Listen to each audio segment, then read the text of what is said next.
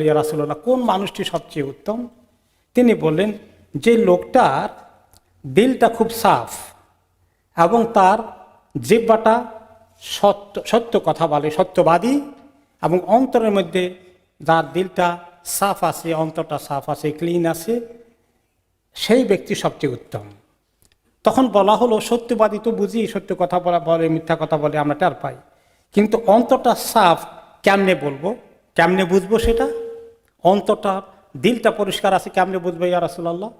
তিনি বলেন, যে অন্তরের মধ্যে আল্লাহর ভয় জায়গা করে নিয়েছে, কোনো খারাপ কাজ, মন্দ কাজ, গুনার কাজের দিকে তার আকর্ষণ নেই, এবং সেই কাজের মধ্যে এবং তার দিলের মধ্যে আল্লাহর ভয়, কোনো গুনাহ যেমন করতে চায় না, সীমা লঙ্ঘন করে না, দুশ্মনী করে না, হিংসা বিদ্বেষ করে না, সেই লোকটা হলো সুস্থ দিলের অধিকারী।